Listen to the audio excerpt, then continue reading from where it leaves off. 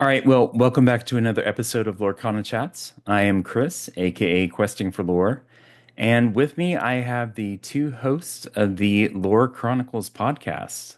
Y'all want to kind of introduce yourself a little bit? Ladies first. Yes, yes. Thank you. Thank you. Hello, everyone. I am Willobeez. I am one half of the Lore Chronicles. Oh man, is there other critical information about me that I should add in the beginning? Other than my name? I mean, if you want to, you can share, whatever you want, really. But Well, uh, this is my first TCG, and I'm a graphic designer by day and Lorcana player by night. That kind nice, of sums it nice, up. Yeah. awesome. Cool. I'm Dick Durns, or well, I can be Dick Burns on this channel, so I'm You Dick Burns. can, absolutely, Yeah. yes. I'm the other half of the Lore Chronicles, and you probably typically see me on the Forbidden Mountain, all things Forbidden Mountain. I'm taking over. I know. My dad owns it, so it's really easy for me to just run in there and call the shots. But yeah, that's me. Nice, nice. Well, thank you both for being on. I really appreciate you taking the time to chat with me tonight. Um, so I'm always curious. I like to start off with kind of the origin story for my guests. So I'm curious, each of y'all, how you kind of got into the game, how you found out about it, and all that kind of stuff. Yeah. Well, I think this question for both of us, especially when we're together, is particularly fun and also kind of makes it easy because we actually started our Lorcana journey together because we met through Lorcana. And so we both started playing right during the first chapter. In my case, I had never played a TCG before, like I said, and a friend of mine was just like into, board games in general, and he had heard about it, and he was like, "Hey, do you want to come with me? I'm going to try to find some starter decks." So I didn't even play it at like the local game store release. I got into it 2 weeks later at the retail release, and we went scouring the whole day. And really, the rest is history. Like I had always loved board games, but I'd never played a trading card game, and I like got that like competitive itch and like had people to play with for the first time instead of having to beg people to come play board games at my house every week. And yeah, I just kind of fell in love with it, and then we met each other, and so our Lorcana journey kind of started together. Yeah, Nice. I started playing card games when I was 8 with Pokemon, and I was a very poor kid, so I never really won. And then Pokemon, as far as Wizards of the Coast was concerned, completely died for a little bit, and they no longer had leagues. And some local players were like, "Oh, you should try Magic. It's just the adult version of Pokemon." The adult Which version. is very similar. Yeah, it's very similar. So it was easy for me to pick up Magic when I was about 12. I hated it though. I hated playing Magic. I really enjoyed multiplayer a lot. And then past that, I found it very stressful. And to this day, I still find trading card games playing them very stressful. And I actually quit playing Magic about 10 years ago, and I was in Florida for a trip. We're going to Universal Studios with my wife and 2 kids, and I saw a store close to me was having a Magic draft. So I went to that, and I wanted to sell the cards that I got. So I went on TCG Player, Mhm. and on the homepage was Disney trading card game. It was pre-sales at that point, but the game was coming out a week later. And I'm like, what, a Disney trading card game? Like, I never wanted my kids playing Magic, but I have 2 daughters. They love going to Disney World. They think they're princesses.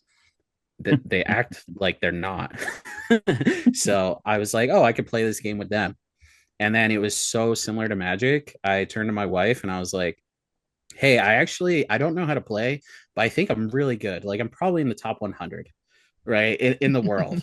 I was like, let's I'm gonna try it. I'm gonna go to locals, met Willoughby's, and then I was like, I did pretty well at locals, so I was like, I'm gonna go to a Star City Games, and that was how I started Disney Lorcana. Okay. All right. And where is locals for y'all? Coliseum of Comics, Kissimmee.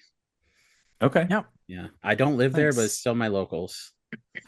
Yeah, in Florida. Yeah. Anytime I walk in, they get on the loudspeaker and announce my presence. It's So true. It's Full it's true. pretty name and awesome. everything, of course. Oh Yeah. Yeah. yeah, We yeah. love Yeah. him there. Yep. Yeah. Nice. Nice. Nice. Sorry. Take a little drink there. All good. Um, so you guys each have your own teams now, or we are on teams. So Dick, you're on Forbidden Mountain, right? Yep. Okay. And how many people are on that team? 200. I swear at some point it 200. was like 20. And we've had a restructuring where like mainly because of DLCs, honestly, because there's no announcements, a lot of people have decided, yeah, I don't know if I want to be like committed to this game. And if Mhm. you're on a team, you kind of have to be Yeah. fully committed to the game. So a lot of people stepped away to either play more casually or to play completely different things at all. Like one member is literally just playing Pokemon Pocket now I and love does not Pokemon play Pocket. I Lorcana. support that decision. He didn't even go to nationals. He was qualified. Oh wow. Oh, Like that's how far away he stepped from Disney Lorcana. He just wasn't feeling it anymore. So yeah, yeah. no drama related. Unfortunately, I'd be the one reporting on it and actually getting a viral video out of it. But yeah, so now I think we have like 8 members. It's like half of what it was. But Okay. we are incorporating our community a lot more. Like some of our longtime patrons and now Metafy supporters we Hmm. used in the ICL, for instance, and they'll be in the ICL and upcoming events.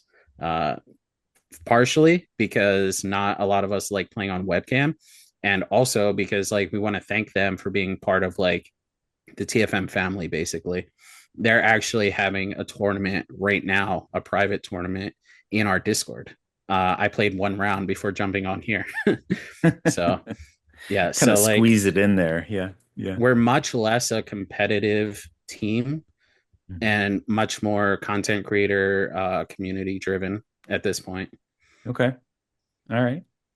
And Willow, you're Team Rebirth, right? Yes, yeah. So Team Rebirth is a Central Florida based competitive Lorcana team. It's still relatively new, but I think with 2025, we've made a lot of big strides. Even like we've updated our logo and things like that. So we're really hoping to kind of enter the competitive scene in a bigger way than we did in 2024. I think we were kind of just all of us getting our bearings with the DLC like competitive season and seeing what it was actually going to look like. And I think now that we have a better idea, we have a much clearer plan of attack. But I think there's about 12 of us on that team. I didn't start it. I don't own it. Just a dedicated member. But it's great. It's they've pushed me to be so much better. Like I said, with this being my first TCG, it was something that I wasn't even sure I was confident in myself to be a part of on a team. I didn't even know really what that meant. But playing with people who I consider to be incredibly talented. We've had a couple members, get like a Let It Go or a top 64. And I think playing those people week to week at our locals, and then also just in private play testing sessions has really just taught me so much more about the game. So we do strive to be more competitive, and I think you'll see that, like I said, in the 2025 season, a lot more than in 2024 when we were kind of figuring things out. But we're also looking to, build a community. Our Discord is really good for the community aspect, similar to TFM's, and we're hoping to make some content. I am a team member. I do play competitively, but I also am kind of helping out with the social media and stuff. So I'm always trying to like, I'm begging the guys to sit down with me, and they're like, I don't know how to make a TikTok, and I'm like, please trust me, this will be good for the team. Yeah. Yep. So yeah. Nice. Nice. Yeah, it must be nice. I mean, as somebody who just kind of plays casually and, plays with the people at League and everything, it must be nice for y'all to have those built-in kind of like play testers and, people you can like reach out to and just say, hey, I've got this idea and kind of bounce ideas off of. I slightly jealous of people that have teams, I have to admit. But that no, that's really cool. I know it's great to be a part of that, and it's great that it's relatively local for, for some of y'all. I know Yeah, some of the other teams are pretty widely distributed, so. Yeah, TFM's all over. Hmm. I'm I'm close to no one. It's unfortunate. Uh, and honestly, if I would have ended up buying a house in Florida, I'd probably be on Rebirth right now. If yeah, like I just had the weirdest happenstance of getting on TFM. I mean, a lot of people know I was on Luxury. Not a lot of people know Willoughby's was on Luxury it's true. for a cup of coffee. Oh It's yeah. true. Uh, yeah, I had requested Willoughby's be on, and then life took us in two completely different paths. But then we still converged back together to be competitive Lorcana players, and having this YouTube channel and everything together. So Yeah. it's been Nice. wild, especially like having just known each other since the game has come out. Just like how people think me and Dan are childhood best friends. A lot of people think me and Willoughby's have been friends, I guess, since she was 12 because I'm significantly Yeah, I was older. actually going to Years ask ago. about that. I was like, have you guys been friends for forever or, yeah.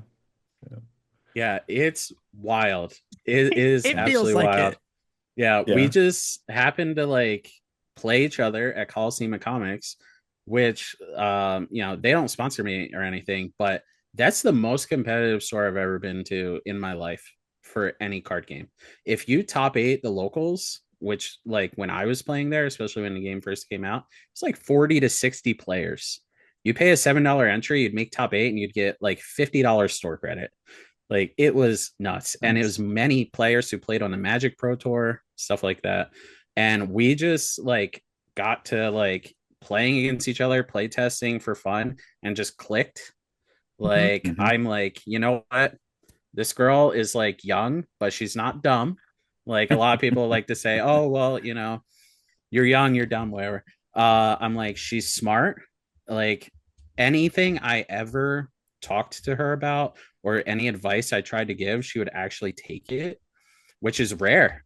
Like a lot of people want to hear the advice, but what they want to hear is what they're already thinking, Yeah. right? Yeah. So I just took like an insane liking to Willoughby's.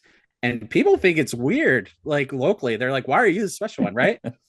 It's true. Yeah. Like people at Coliseum are like, why do you get special treatment? Like every time I left Florida, I'd have all these store credit slips. I'm Mhm. like, here, you play for a year for free. I don't like I don't know the next time I'm gonna be back. And people are just like, bro, like what? Like I'm just like, I don't know. That's my girl. What are you talking about? Yeah, Nice. I feel very fortunate to have met Dick when I did at the beginning of the game. I think like he was instrumental it just like to my continued playing and also just like the success that I've seen. He was someone that like it it is intimidating being a first card game player, and like it's something I try not Yep. to harp on too much, but I do think it needs to be said. Also, being a woman in a TCG space, like it was very super intimidating walking into, like you said, Coliseum of Comics with 40 to 60 players that very clearly had played trading card games before. And I think I had like I said, I had found a starter deck for like $30 at Target, got Yeah. super ripped Yeah. off for the first chapter, and that's what I was playing, you know, Well, coming nobody in and could sitting find it back across. then, so No, it yeah. was, oh my God. Yeah. It's Not like, even in Florida. It no, was and we had not. Disney right there, and you could not Yeah. get a thing. Hmm. So yeah, it was super intimidating, and I think sitting across from him, he was like one of the first people that didn't make me feel stupid and made me feel like he actually was listening to me when I asked questions. And I would ask him super basic like questions about this thing that I'd never done before, and he would actually like sit there and explain it to me. Or what I really appreciated was sometimes just completely out of the blue, he would be like, oh hey, I was researching for you and I found this article and I think it's like really helpful and explains why like Nice. we play certain things or do certain things. And so I think just like, yeah, we've always just had like a really mutual respect for each other on like a more serious way, but I also think we just like really get along and we make each other laugh. And like, yeah, we would have like hour drives in the car and going all over, and like we would just like nonstop talking.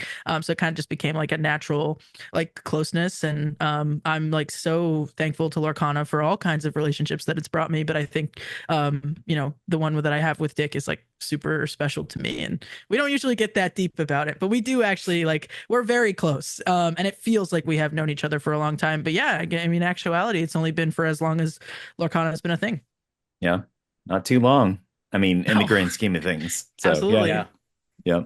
it's Yeah. crazy. She's gonna make me cry. Oh my god, this guy. Nice. Nice. A stack of TFM money. I want to say really quickly, I'm sorry, I had to say this about the team thing that you mentioned, because you mentioned like being jealous, so to speak, right? And I think something I wanted to say, like, as somebody on a team, and like, Dick is on like the Forbidden Mountain, which is very decorated. I do get that sentiment a lot, even like from our locals, who it's like, oh, it's so cool that you guys are on a team, and like, like I show up to locals in like the jersey. I just want to say, me and Dick talk about this all the time, and I truly mean this from like the bottom of my heart. Anyone could be on a team, and it doesn't mean, I think, a lot of the times what people think it does. And so I just want to say, if that's something that like you're interested in, not like you, but like just the people watching, your viewers. Yeah. Yeah. I'm talking to you. But just like, the people watching, if that's something you're interested in, like, I joke about it all the time. I call my Rebirth jersey my bowling shirt. I'm like, oh, gotta put my bowling shirt on today, I'm going to locals. But like, I'm joking, but like, the point is like that at the end of the day, like, teams and all that are just people who care about the game, who have similar mindsets, and make an effort to get together. And so I just think anybody can have that. And if you have a community at your locals they really care about, why can't you all pitch in some money and get shirts and put your names on them and have a good time? So I truly just wanted to say that really quickly, because I think that like a lot of people sometimes can view teams as something super unattainable or super fancy, and it's not to understate all of the hard work that TFM or Rebirth, or even these teams like Luxury and Maelstrom put in. That there are things in place that make a team, but ultimately at its heart, if you're somebody that's like, I have no idea how to get on a Lorcana team, but I've always wanted one, truly, you can just make one. So I just wanted to I just had to say it. I'm so sorry. I just wanted to quickly throw that in there because you said that, and I was like, no, I don't want anybody who like might feel that way to view it as something it's not. You know what I mean? Ultimately, it's just playtest partners. Yeah, Yep. the ICL will prove that. Like Freedom Gaming, look at all those scrubs. Oh my god! They all came together and bought some jerseys, and they're all trash at the game, so it's all good. This is what filming with him does. He gets you looped into controversy you want no part of. No, it's all good. I'm not too worried. I can't talk about Freedom Gaming like that. They're Florida locals. They'll come beat me up. No, it's really cool, and I think a lot of the times, you look on Twitter and you see these teams, it's like, oh my gosh, it's like this big official thing. But it's really cool to think about it, like you said, that it's just a group of people that just kind of want to work together on this stuff, They just want to get better together, and, and try to figure out, when these new sets come out, try to figure out the new spice and everything all together. And it's really cool to think about it that way, versus and I know in other TCGs and everything, they have these teams and it's like, oh my gosh, it's this big team and it's untouchable, and, and all that. And I think, sorry, I think some of that also kind of relates to the game a little bit, where, the Lorcana is a little bit more approachable, right? Especially for new folks, to be able to sit down and understand, how to play the game pretty easily. To be able to say, okay, yeah, I'm really getting all in on this. I really want to try to figure out how to take it to the next level. Let's make a group. Let's try to figure out a team, and to be able to just say, yeah, let's do it, and not really have to have like all the formality around it or anything. It's really cool. Yeah, absolutely. Formalities can always come later. Just starting is usually the most important thing, I find. Yep.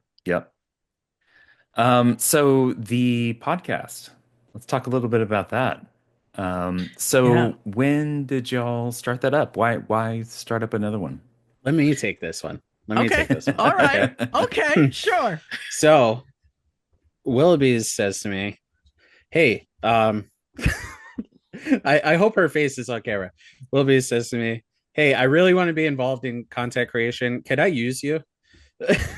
And this is why I don't let him take them, because he just makes up stories. Nice. Sure. He's paraphrasing. Paraphrasing is shortening the truth.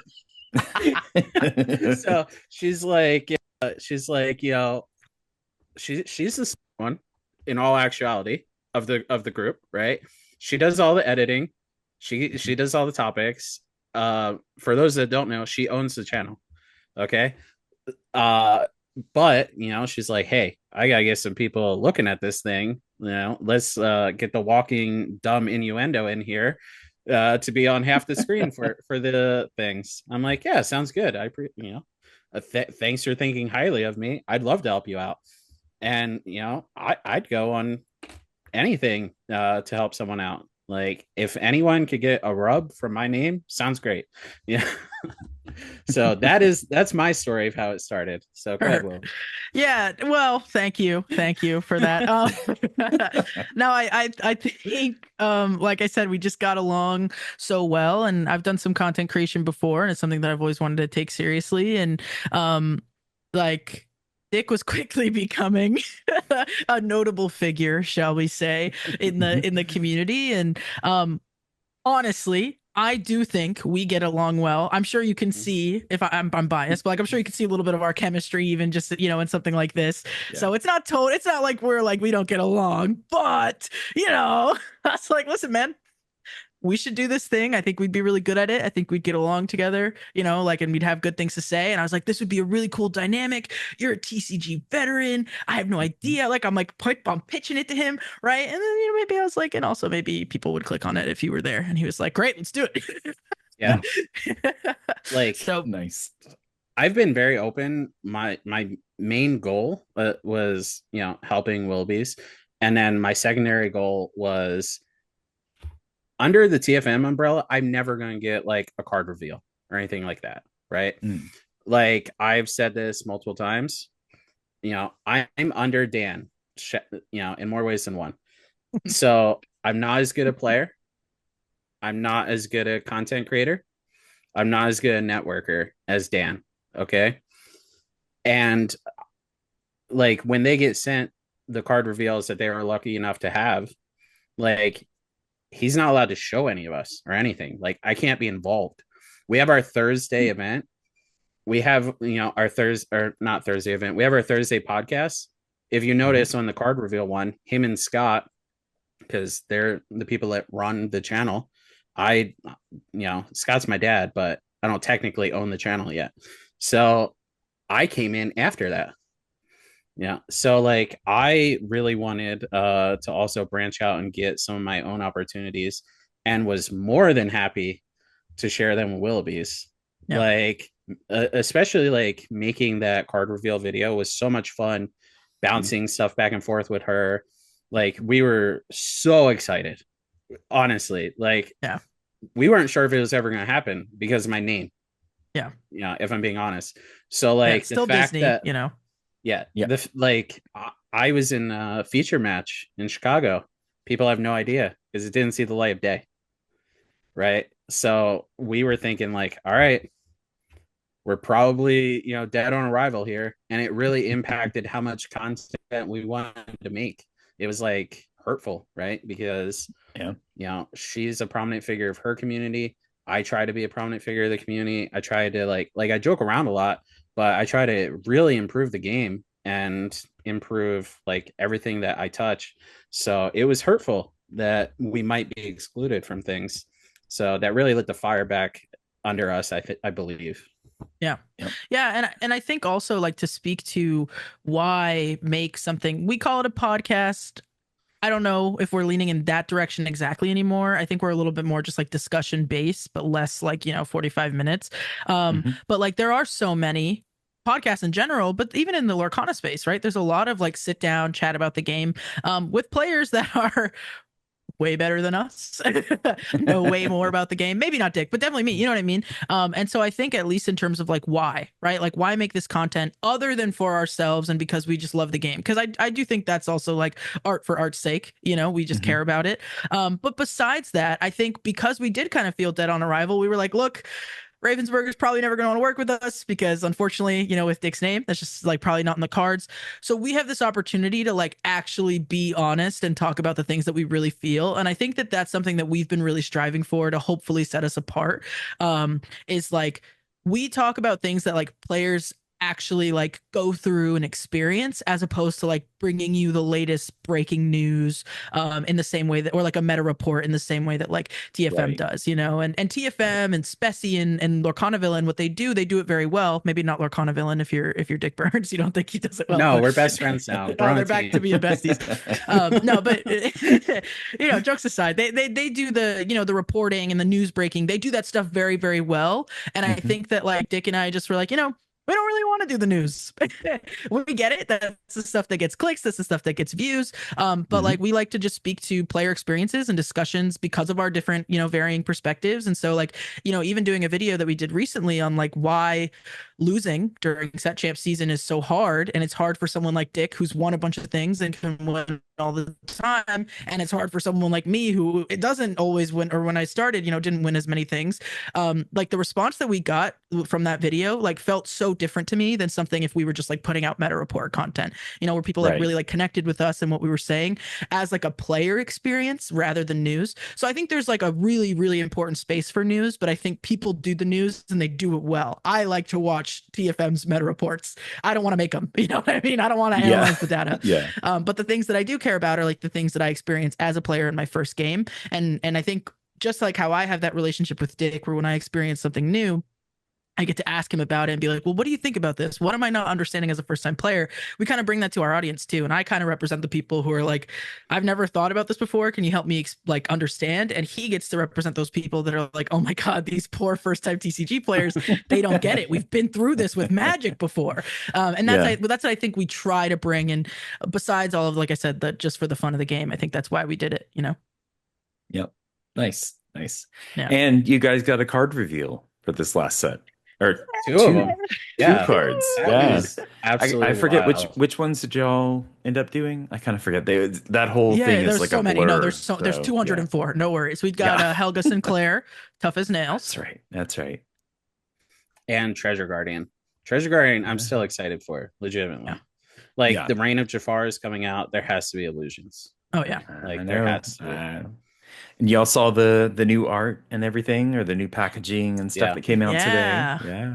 Which Looks are not leaks. really People were nice. calling them leaks, but they were not Yeah. leaks. They were It's No, released no, they were like on reprint. intentionally. Yeah. display at an actual Yeah. booth or something. They were Yeah. released intentionally. We can talk Yep. about it guilt free. Yep. Yep. No, that's really cool. So y'all do like you've done set reviews, you've done just kind of like general updates kind of stuff.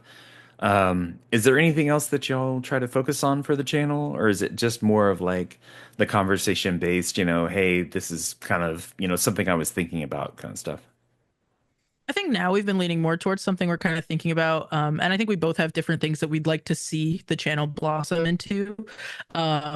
But I think we really like just like unrestricted what we feel and like what we're thinking. We just want to address it. And just it's kind of like just an outlet for all of that stuff. I don't know. Maybe if Dick, you have some things that you hope for. Yeah, now especially now that I'm doing a lot more with TFM, it's like so hard to find the time to record. Like when we're recording travel vlogs, Yeah. like she has to edit like 50 different clips. You know, like me getting a shot in my butt in Vegas and stuff like that. Yeah. From when I had strep throat. Nice.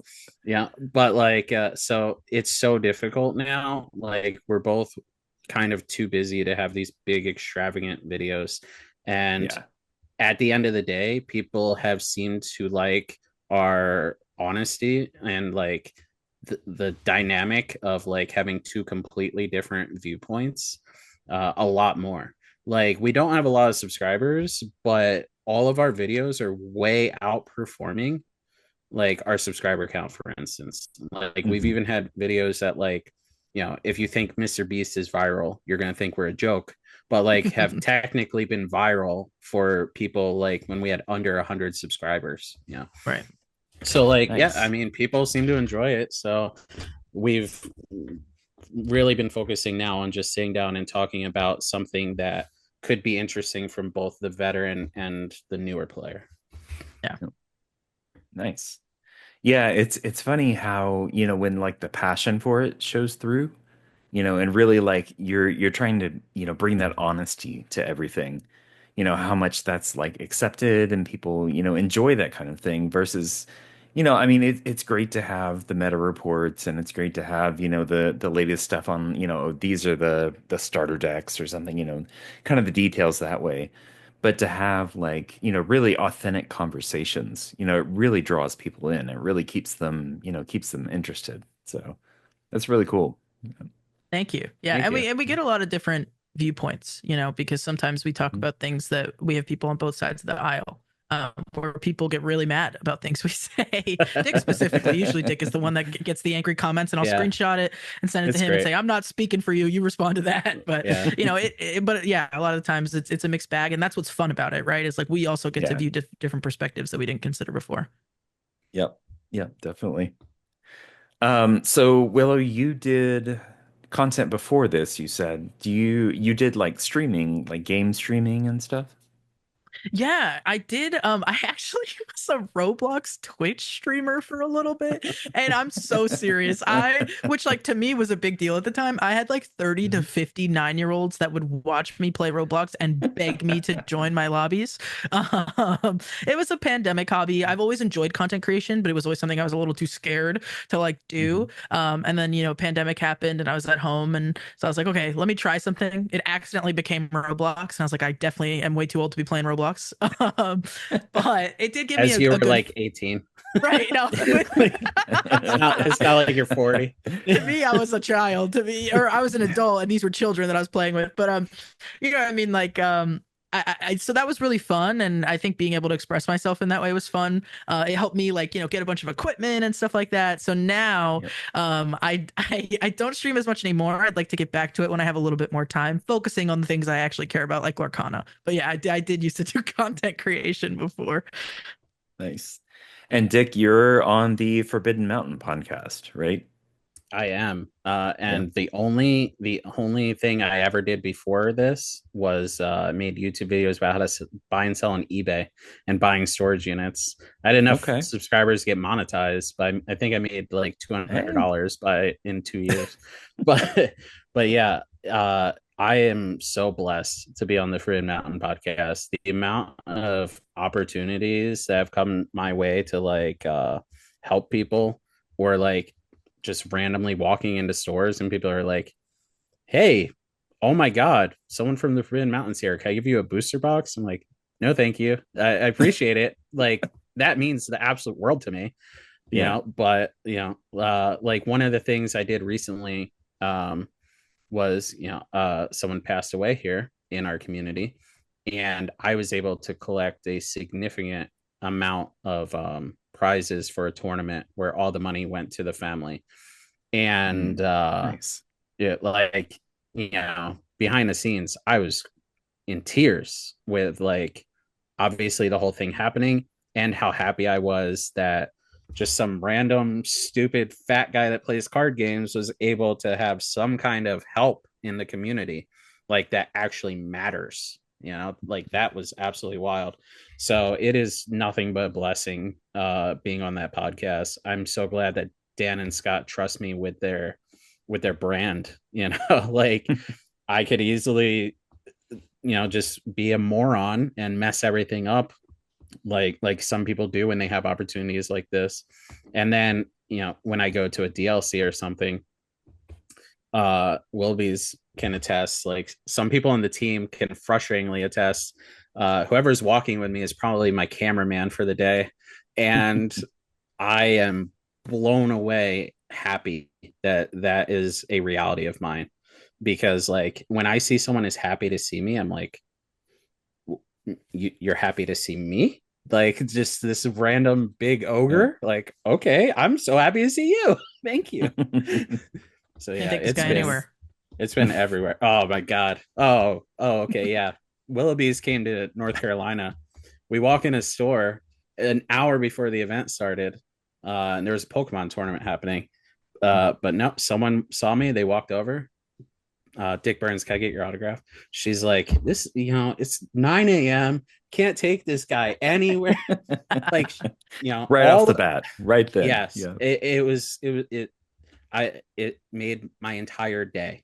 Yeah. But everyone at Coliseum of Comics not just her. When they see me at DLCs and there's like a crowd of people, they're just like, what's happening? Like, this is just this random scrub that walked into our store a year ago.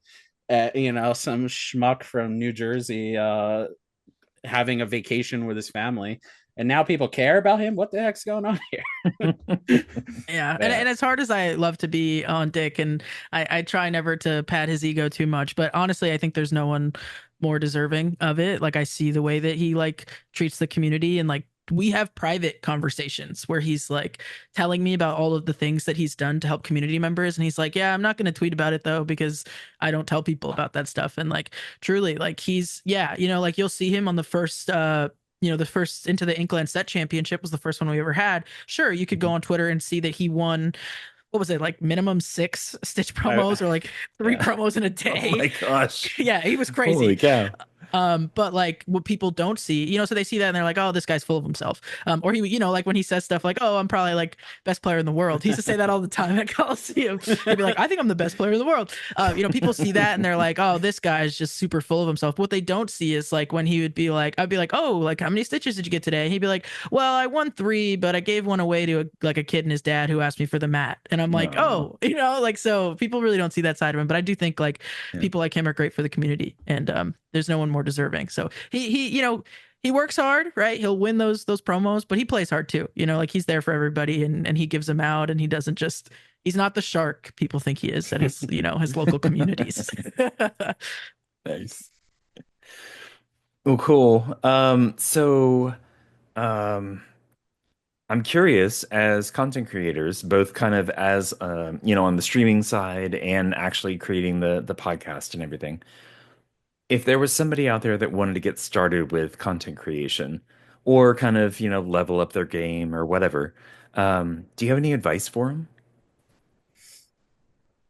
I would say start. Like, no one actually just is like records something and puts it out.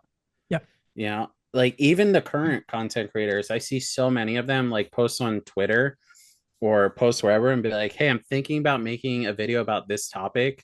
Should I? And then they wait 24 hours for all their responses. And it's like, you could have just done it. Right. And Yep. even if it's terrible, no one's going to remember at the end of the day, like, especially in this day and age where we're just getting blasted with information.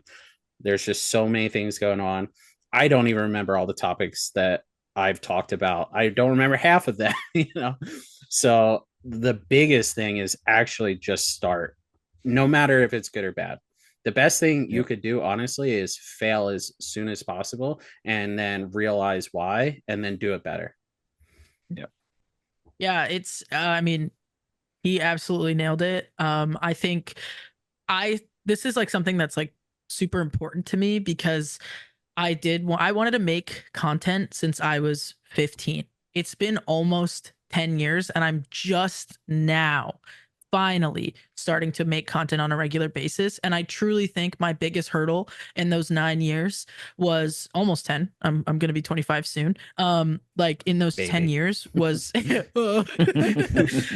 was I was just embarrassed. I didn't want to be cringy to anybody else. And so what I would do instead of actually making the content was I can't make the content until I have a really good microphone, or I have the webcam that I need, Yep. or I buy a PC instead of using a laptop to stream, right? And you come up with all of these excuses that at the end of the day is just you protecting yourself from rejection and failure, because it's easier to not start and delay and come up with excuse after excuse after excuse. And I say this as someone who did it. This is with no judgment, for 10 years I did this, than it is to post the video and get 0 views. You know what I mean? Yep. And so I feel lucky that I know Dick and was able to have that as a jumping off point. But truly, like, the more I post these videos, the more I feel like it wouldn't matter. I'm grateful he's with me, but it wouldn't matter if I had him, because truly just doing it is the key. And I think TFM Dan, actually, from Mountain Dan, is like somebody who's also been like a quiet motivator for me, because like he sat down with me one of the first times I ever met him. We barely knew each other's names, and he was like, "Oh, I heard you guys want to make content," and he like just sat down with me and started giving me advice and was like, "Yeah, just do it." And like it was really nice to see somebody that like didn't know me at all actually care. And like I see Dan all the time, back when I was like taking a little break from posting on the channel because life got busy, but also I was just scared. It's always just being scared. Say something like, I think it was hard work beats talent when talent doesn't work hard.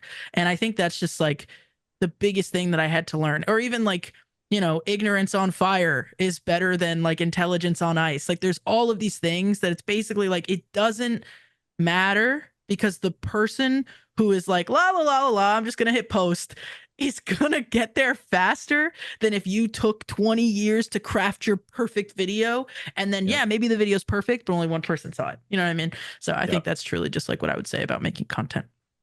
Nice. Yeah, it's really scary. That first It's time so you hit scary. publish, it's like, oh my gosh, it's like super super nervous. Yeah. Yeah. But yeah, it And then it's definitely it's never that scary again, right? Like, no, no. And I mean, it's just it's like anything else in life, right? You have that like that hesitation, you're like, the what ifs, and then it holds you back from doing it. But, once you actually start in on it, then yeah, yeah. I mean, it's like this, it's like a weight off your shoulders almost. It's like, okay, I put this out into the world. If it doesn't do great, okay, cool. But, then I improve from there. yeah, absolutely. No, that's cool. Yep. No, I love y'all's content. I know there's only been a couple episodes. I think you're what, 15 videos now or something like that. I kind of forget. Something Yeah, like that. that's Sounds 15, close. close. 20. Yeah. But yeah, I mean it's been a great start. Y'all I love the approach that y'all have to just kind of, like you said, it's just kind of the open conversation. It's sitting down and talking about what's going on or what you're thinking about, whether it's, oh, I went and played at Set Champs and I won a mat or something. It's like, okay, cool, that's great. But then the next one is, I failed. It's great to hear about that kind of stuff too, because there's not a lot of content out there where it's like, you hear a lot of stuff about, oh, here's how to win at Set Champs, here's the decks to play and everything, but not so much of, you know, I failed. Here's, why I think I failed. Here's what I can learn from it. I think there's a lot of value in having that kind of content out there too. Because, especially as first time players, there's a large majority of the people that play Lorcana that are first time TCG players. And to be able to hear that kind of stuff and say, okay, it's okay if I didn't do great. It's all right, to be able to accept that and move on and say, okay, now I can improve and here's how to improve from that. But Yeah, Yeah. absolutely. Thank you. Thank you. yeah, yeah, of course. Okay, so let's see. We touched on the content creation part of it. Um, oh, so you guys are obviously part of the wider community. You got a card reveal, you've got a great channel, you're kind of out there, Dick, you're on the Forbidden Mountain, so you're pretty prevalent in the community. I'm really kind of curious, what is your favorite part of being involved in like the wider Lorcana community or even your local community? You want to go, Wildebeest?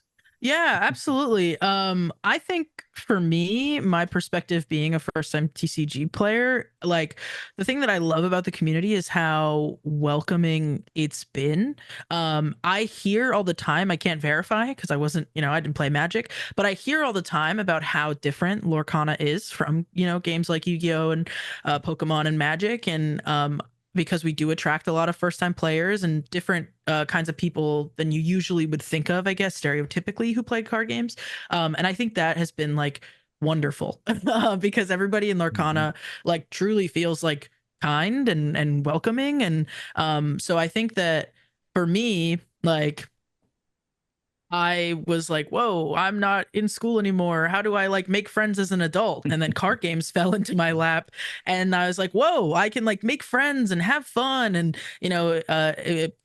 do this thing. And I think that's just like so great about it. It's like in like the physical, like local face to face, is just like now every Thursday, after locals, we all go out to eat and everybody comes. It doesn't matter if you're on the team or not. Nice. You know what I mean? It's like that's something that like Lorcana has brought me. But even just like online, like I can just post a question on Twitter and people I've, never heard of before or never met or, don't post content at all will reply. And then we're having like these really like thought provoking discussions about just because I felt like tweeting something, and like people give you the time of day in this space. And I think it's really awesome. And people do amazing things like Dick does, at his locals for the people at his locals. And so I think it's just, yeah, it's just like a really welcoming space. And I'm just so like, I think it's so awesome that like Disney was able to like do that. Hmm.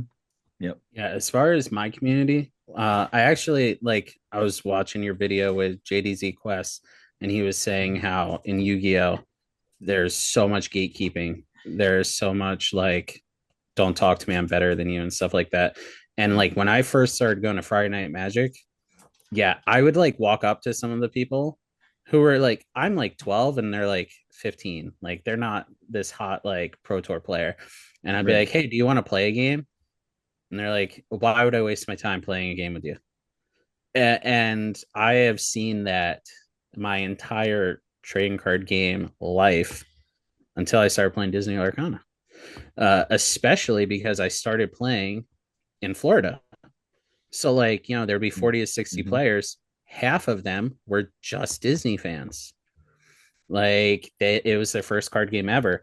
And I was able to like actually interact with people with this one part of my life that's been a huge part of my life, trading card games. Um, and I was still able to interact with nice people. It was very weird. That usually doesn't connect. It's like two Legos that are turned the wrong The way. Venn diagram was too far apart, right? Yeah. Yeah. So as soon as I like literally people just like Willoughby's, as soon as I met people like that in the game, I was just like, this is fantastic. And even a lot of the trading card game players that I met were like me, who had quit playing card games and then a Disney game came out. So even they got to like experience a normal life and not just be like, sweaty card game players. I guarantee you, if I did not take a break from playing Magic and I jumped into Disney Lorcana, I'd be a nightmare.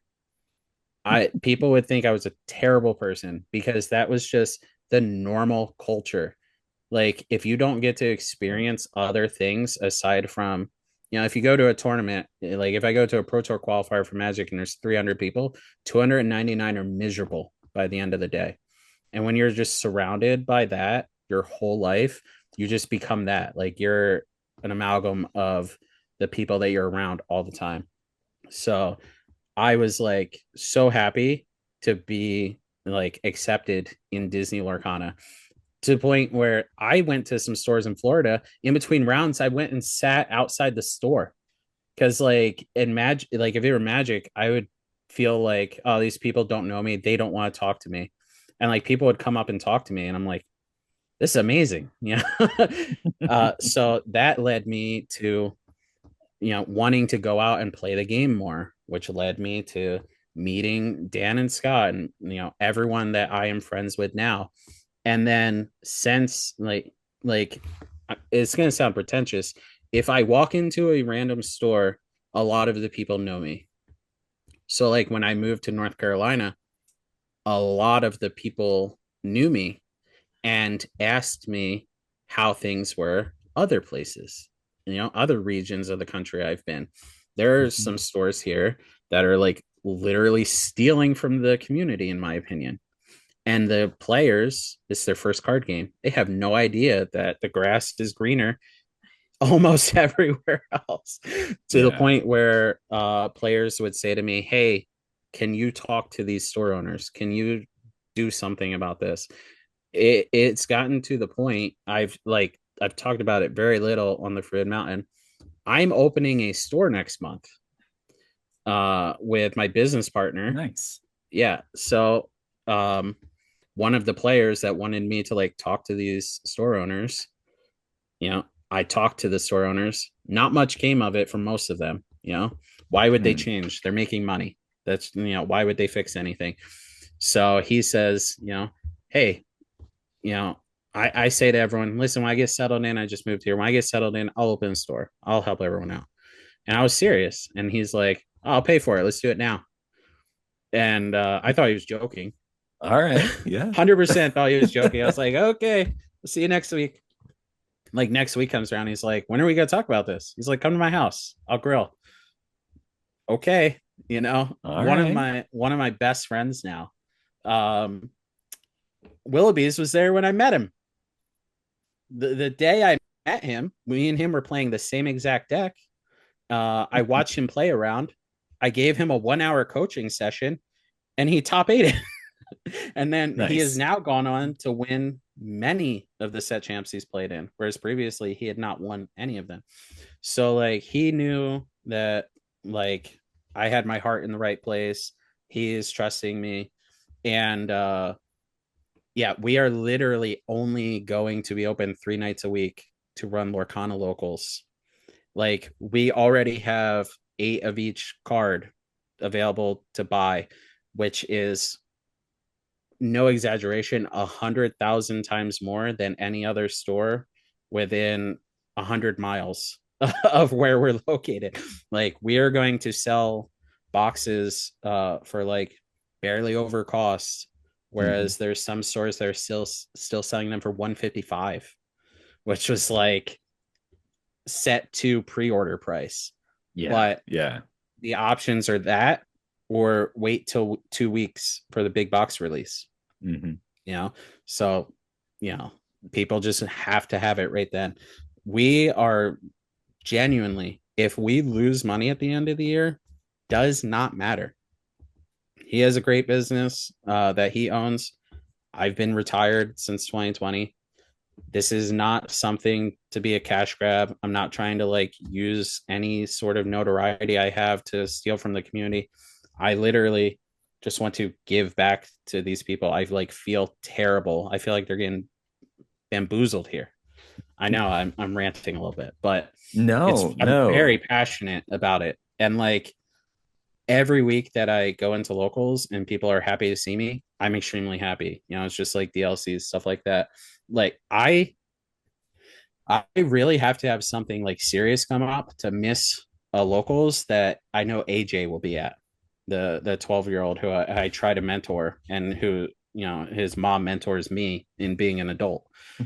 So like, yeah, AJ's part of the team. That's just it. He's part of the Forbidden Mountain. Like he's 12. We can't like plaster him all over the internet and stuff like that. Yeah. But he's got the jersey. He's part of the team. He's in on all Nice. the deck lists. I play test with him more than I play test with anyone. yeah. So yeah. No, it's really cool to hear, that kind of story where it's like, people giving back to the community, to try to help grow the community and, improve things for the players and everything. It's funny, I hear a lot of that same kind of thing in other places too.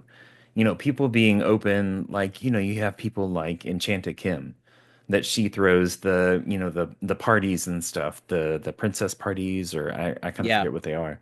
And she puts together little packs for people, and she gives Yeah. them out, and it's all this like nice kind of things that people are doing to help improve the community as a whole. It's not just like, yeah, like you said, it's not just a cash grab. It's not like, Yeah. oh yeah, we're doing this so that we can make more money. It's like, yeah, we're doing this because we love the game. We love the community. We want it to grow, which is just, it's awesome to hear every single time. Yeah, there's so many amazing people like her. Like we can't Yeah. name a list because if we forget Yeah. someone, it's gonna Yeah. look like a sly. Yeah. But and then we have mutual friends who like will say, "Man, my store is fleecing us," and then they go, "Dick, please do not talk about it on the Forbidden Mountain. Like this is the only store I have to play at." Yeah. And that's how it is Yep. here. It's like there's one game in town, so Yeah. I'm opening up 5 minutes away. I'm not even gonna run locals the same night as them. I will still go to their store. I don't care. Yeah. But people will have an option of where they want to spend their time. Hmm. No, that's great. Yeah. And to be able to have that, a different kind of perspective or a different kind of environment too, where, because you go to certain stores and if they're out there for, just trying to make the money, it's a different feel than if you have a Yeah. place where it's got like an actual good community to it. Everybody knows everybody, somebody new shows up, it's like, oh yeah, sure, let's play a casual game. It's not just the hardcore, competitive kind of situation. But Yeah. Coliseum of Yeah. Comics has a movie night. Yeah, they nice. do. And I think next week we're doing our special thing instead of movie night because we did it twice. Is we're doing set restriction, so only set one or only set two, Okay. which is cool. So we'll see how that goes too. But yeah, we try to keep it fun and competitive. Yeah.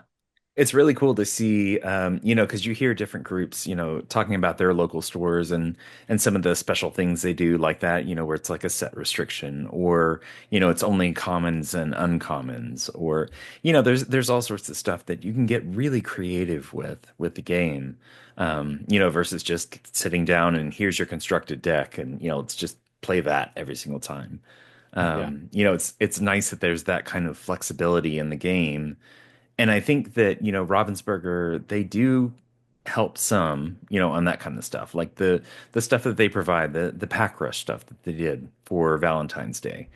To kind of have a little bit something different to draw in different people and, introduce them to the game and everything. That, that kind of stuff is really cool. And I hope they keep doing that kind of thing in the future. And, and not just Absolutely. like, here's a new set, here's a new set, and just kind Right, of right. keep releasing that stuff. But I mean, it seems like they're really good about listening to the community and listening to, the people that I think I feel like especially the people that are new to TCGs. Like I feel like that's like a large part of the player base for Yeah. Lorcana.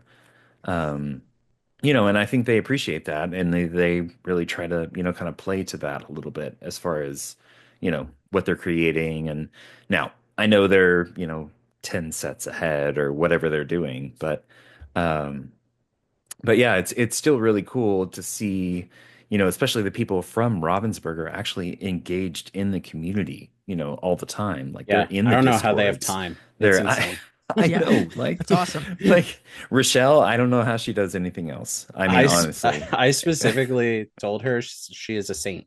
Yeah. Yeah, Like I mean, We're seriously. very lucky. Yeah, we're very lucky. Yeah, yeah. I mean, but it's really cool to see, and and they have these people in other communities, over in Europe and the different places around the world that are focused on those particular areas, and they're really invested in making sure that this stuff is successful, in those areas. And I mean, yes, they want to make a profit, obviously. I mean, it's a product, it's a company, but it's really cool to see them also focusing on the people, and yeah. trying to make sure that their voices are heard and that it's not just like, oh yeah, we're just going to have a bunch of DLCs and who cares what people think about them. They incrementally improve them every single time, to Yeah. where by the time I got to Seattle, it was a great event, I mean, there's always points for improvement, obviously, Yeah. um but yeah, it's really cool to see them appreciate the community as much as we appreciate them for working on this game and creating it. And I mean, goodness, the hard work they put in for this stuff is just insane to me. I think people would be shocked to hear me say, because I'm the first one to criticize them, that they've done a great job.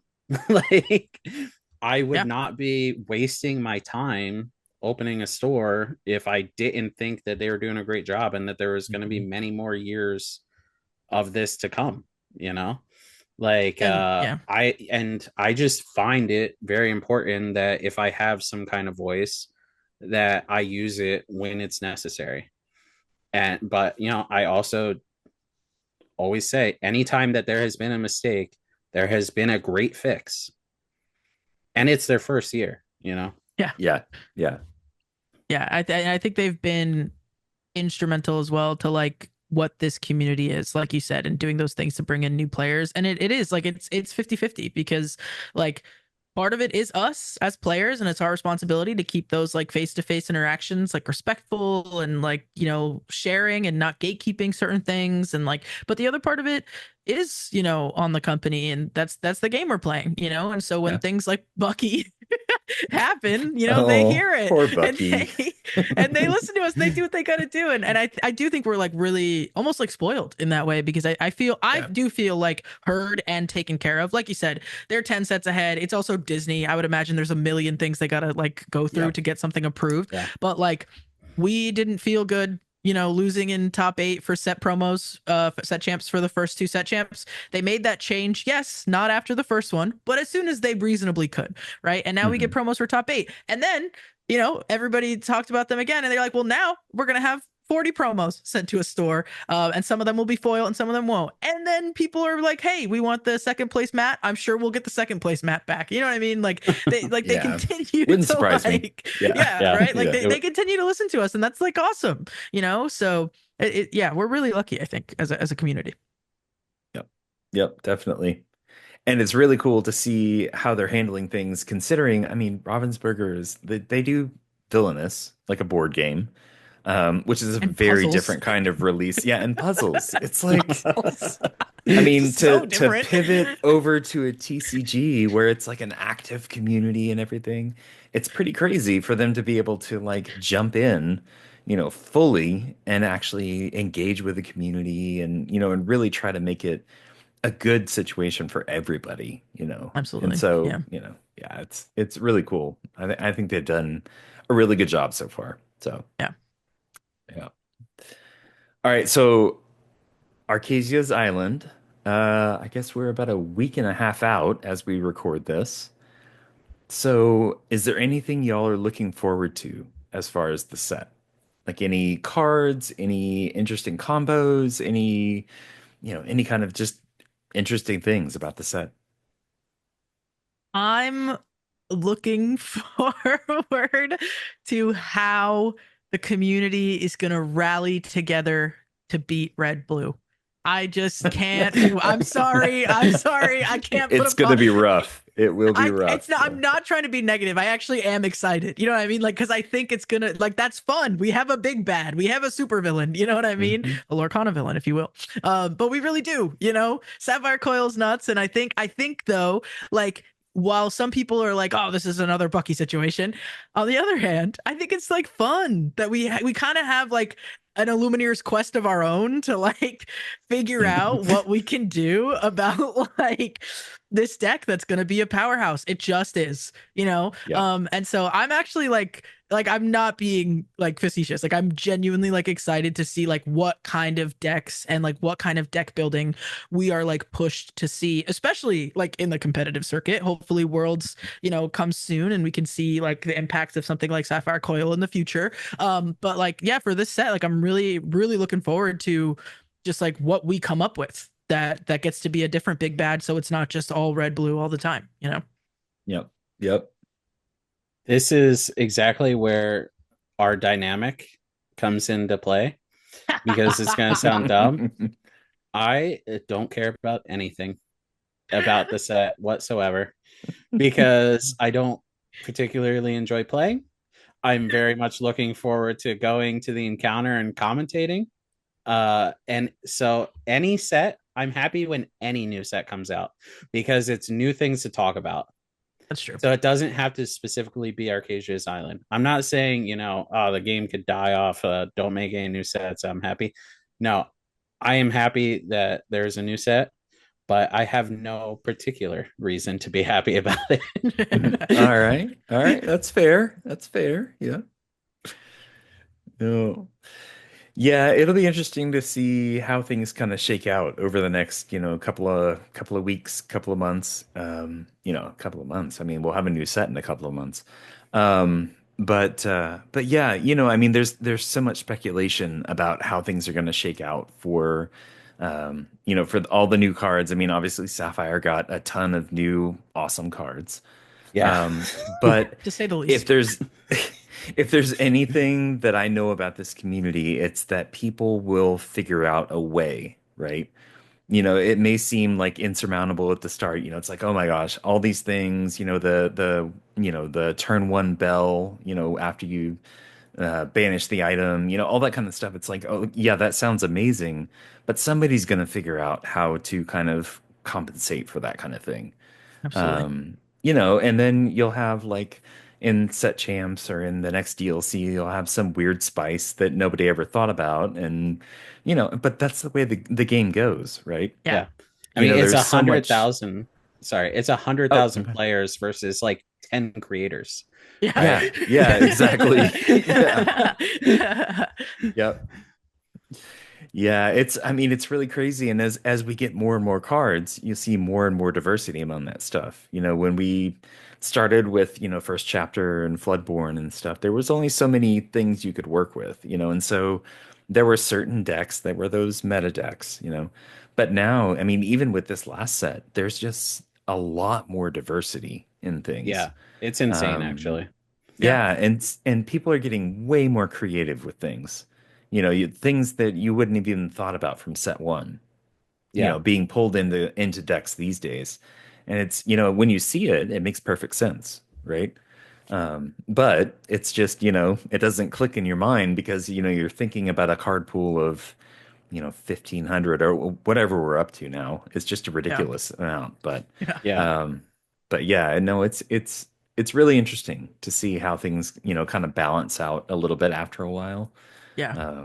There's always interesting combos that somebody comes up with, and then people build entire decks around that one combo, and that ends up winning a DLC or, who knows? But That's one of my favorite things about this game is that like it seems truly every single time in the top 8 there's been a rogue deck, like truly. hmm And I think that's like what's so fun about it. And like to have that happen in Atlanta with that amber amethyst deck where it was like what was like Perdita and recycle the Oh Chernobog that yeah, like fairy yeah. godmother. Yeah, yeah, Fairy Godmother. Like, hmm you know what I mean? Like to have something like that at our very first like organized event is like such a good sign. And it's just continued to be that. Even something where it's like, okay, we see it's Ruby Sapphire. But like then we have DKP's list where it's like, well, yeah, but it's not. You know what I mean? Yeah. So it's like that's so cool. So I have complete faith that like we'll continue to like figure it out and continue to get creative. And I think it's bad for competitive play. This is what I'm stealing Dick's words here. It's bad for competitive play when a lot, this is what I've learned, when a lot of decks are viable, but only because what did you say? Like I guess skill matters less. But then no, like I mean, I'm butchering it. my frustration is like I'd be happy if there's like two good decks. Like hmm you either Yeah. play the best deck or you play the deck that beats the best deck. It's way easier to prepare. Yeah. Now I gotta play 9 rounds, probably against 9 different decks. Different decks. Yeah. How am I gonna win? Yep. Yep. Like, Yeah. Teching against all those decks. Oh my yeah, gosh. it's Yeah. insane. So Yep. yeah, I like on a competitive level, sometimes like I know competitive players can be like, this is terrible because I don't just get to either play like the rock, paper, or the scissors. But I Right. think like on a like not as like top 1%, level, it's fun. It's like, wow. Yeah. What I Yeah. I had no The idea those variety cards is did nice. that. Yeah. And now I'm Yeah. playing against them, so it's awesome. Yep. Yep. Well, so I guess this is probably a little bit more of a question for Dick, who is kind of the veteran in the area. Yeah. But I'm curious, so if there was something that you would like to see in the future of the game, what would that be? Or something that you would like to not see in the future of the game, I guess. Mhm. I think it would be cool if Ravensburger would more outline some of the things that they introduce, like set championships or store championships, is what people thought that they were. hmm The amount of stores that either banned me from going to them or I showed up and the players absolutely revolted because I did not play in their league and they thought it was a championship like for their store Uh, specifically, yeah. you know. So really just more communication, which I feel like a lot of people have been saying, some kind of kicking a dead horse here, but I'm sure that they're telling us as much as they can, but more communication on stuff like that, like the Valentine's pack rush event. I made a little video about it, how the outward facing was come to this free event. but then Hmm. the private email said you could charge an entry fee. So like I think that one thing that you really want to avoid is bad experiences at the local store level, like, or not bad experiences, feel bad moments. One of the feel bad moments might be I've been playing with the same 12 people at League every week. I know everything that they're playing. They know what I'm playing. We're all really good friends. And then random guy drove 5 different states away to come win a Stitch. He's Hmm. the devil. Yeah. Or they show up with like I brought my kids to the pack rush thing, right? If I show up with my kids who can barely read and my wife who like will only really want to play games with me, and all of a sudden it's a $10 entry fee. Okay, well, sorry, I'm not paying $40. I'll go to the movies, when Yeah. like it was advertised that way that it was going to be a free event. So Yeah. yeah. All right. So, Willow, is there anything that you can think of that you would like to see in the future of the game, or, like I said, not see in the future of the game? Yeah, I mean, my answer has less to do with card game design, just because, like I said, I don't have that like experience to pull from. If there was a card that I knew like ruined Magic, sure, I would be like, don't print that card, please. But without having that experience, I think for the future of the game, something that I really want to see more of is, for example, I was watching or listening to, I guess, like the Articast with Artifacts, and something he spoke Mhm. about was that his like one of his recent episodes was about like beating Ruby Sapphire, right? And he spoke about how like he tries to be like community first, and so he'll have like a list that he could keep private and could keep to his testing groups, but he'll be like, honestly, it serves the community more if we like all talk about this like thing that I'm thinking, like we were saying, like 100,000 minds against 10 creators, right? It serves the community more to figure out like by using my list of a jumping off point from a competitive player to like figure out. I think more of that huge, and like that sharing nature, and how like we have people like the second they think of something being like, guys, I think I got it. Like, here's the deck breakdown. I think we should all start playing this. It's Yep. like so fun. I think as someone like for me who's still learning how to deck build, I call myself a net decker shamelessly all the time. But like, and some people really don't like that. I don't care because I'm new. And like, until I learn how to deck build a little bit better, I think like things like that are like so huge in just like helping foster and continue to like grow the community in the way that it has been. So that's like one thing that I want to stay. And I think, you know what? Controversial, potentially. Not really. I think this is just fact. But I would think something I would want to avoid for the community is we need to stop making excuses and learn how to lose. I think the community would be a lot better Yep. Yep. if everybody could just be like, you know what? That game was my bad. I could have mulliganed better. I could have played a different card and move on with our day. We should Yep. stop blaming each other, stop blaming our techs, and just keep trying to grow. And I think if we can avoid blaming, the community will also get a lot better. And I'm not afraid to say it. I'm actually really scared. Please don't come for me. No. No, I mean honestly, it's a valid point. That because it's a game, people are so focused on winning and Yeah. when they don't, it's like, you try to like minimize that kind of thing. It's like, "Oh, well, I didn't do so great," but that's it. That's all that they say.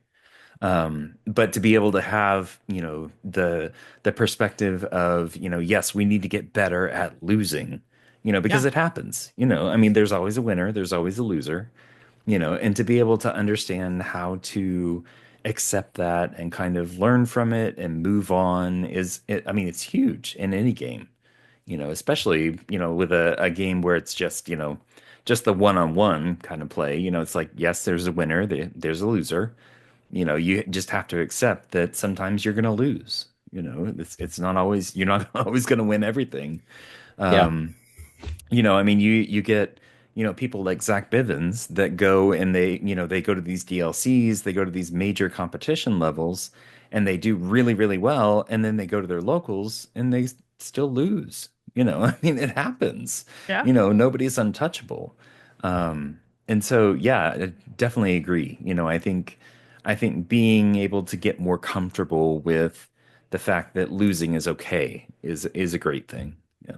Yeah, and the community is ours, right? Like we are part of the community, and we also like shape it and create it. And so like we are always contributing to it, and we make it. So if everybody wants to be like a stinker when they lose and like blame their opponent or blame their deck, or well, if they just didn't like play that card, I would have had it.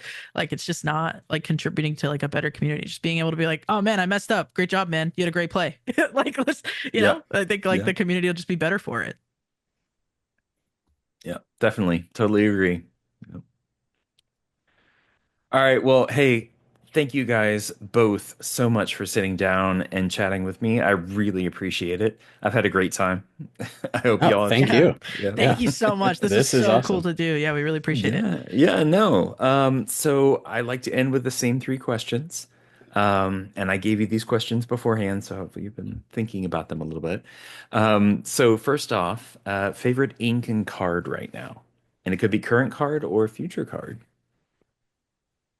You want to go first? Yeah, my favorite ink is Amethyst, tried and true. I love to draw cards. I think I've played the most of it. My favorite card isn't right now. Sorry, it's just my favorite card ever. Cusco, first chapter. No Nice. touchy. Nice. I thought it was really fun and great design, and it has a special place in my heart because it was one of the first like decks I played. Nice. Well, yeah, that's the bad lemon lime deck we're discussing.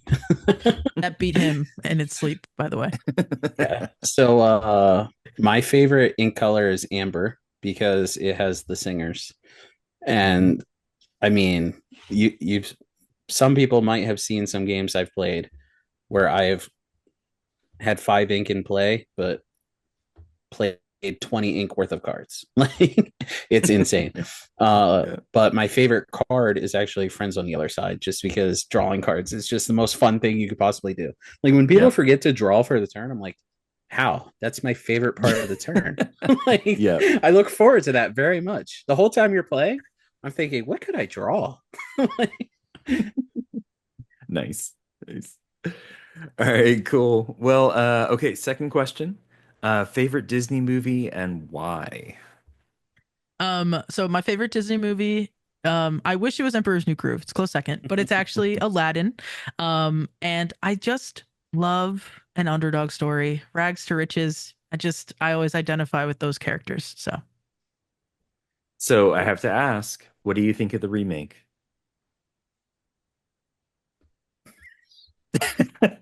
thank you. I loved it. Thank I you for loved your the time. remake. I No, thought it was it was good. fun. I mean, It was yeah. fun. It was fun. My hot take of the day. I didn't like Will Smith, and I love Will Smith. I love Will Smith. I was so excited, but for some reason, and you know what? I think it's just nobody will ever come close to like what Robin Williams was able to do. But Yeah, no, yeah. it was fun. I truly it's only because of Will Smith. I'm like, oh, it was fine though. I thought it was fun. Yeah. All right. So Emperor's New Groove would be nowhere near my list. Anyone who likes Emperor's New Groove, like what are you like? Why breezy like that? Dummy? Yeah, okay. Anyway, mine's Alice in Wonderland. I named my daughter Alice because I love Alice in Wonderland so much. I think my kids only wore Alice in Wonderland clothes for like the first year of their lives. And the reason I love it is because it is so whimsical and like anything is possible in Wonderland. Like when I was a kid, it really like opened up my brain of bread and butterflies and stuff like that. I'm like 5. I'm like, this is the most clever thing I've ever heard in my life. Yeah. And just like really made me think like I could do anything. Like people say that and they can't. Like I could be an astronaut. Yeah, like 0.001% of people can do that. But when you're a kid, it's just like, wow, I really anything is possible. So Mhm. it's just the most whimsical thing ever. I almost named my store Walrus and Carpenter Cards because my partner is a Nice. carpenter and I look like a walrus. So he Okay. vetoed this. I mean, come on. It would be distinctive, that's for Yeah. sure. Yeah. Yeah. But All right, cool. All right, and last question. Where can people find you guys in your I'll content? I'll take this one because mine is way simpler than his because he's all over the place. Yeah. At Willobeez on all socials, no W after the O. A lot of people get that wrong. And also, of course, at youtube.com/at Lore Chronicles podcast, where you can see me and Dick talk long-windedly like we did here. We're so sorry. But like that every video. Yeah, so I mean, obviously you can find me on the Lore Chronicles every once in a while when, you know, Willa has the time for her little old friend. But you can also see me on the Forbidden Mountain, of course. I'm taking over every single channel over there. And then please, if you want to interact with me in social media, please do it on Twitter. I only have a Facebook to share photos of my kids with family members. Like, I'm not a social media person in general. I really like how Twitter, everything's just out there, even though I don't comprehend it whatsoever. I made one specifically for Disney Lorcana. So it's at Dick H. Burns, I believe. And then we also have a Twitter if you want to talk to both of us for some reason. Yeah. Nice. Which is Lore Chronicles. Yeah. Yep. All right. Well, cool. Well, thank you both. I really appreciate it. And we'll see you around the community. Thank you. See you later.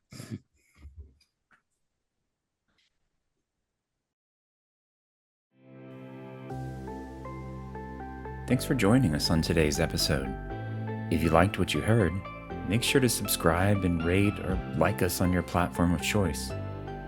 If you'd like to reach out to the show, you can email us at LorcanaChats@gmail.com. You can also find us on Twitter or X at LorcanaChats, the podcast at podcast.lorcanachats.com, or just lorcanachats.com. We love feedback on the show, and let us know if there's anyone you'd like to hear from in the Lorcana community. See you next time.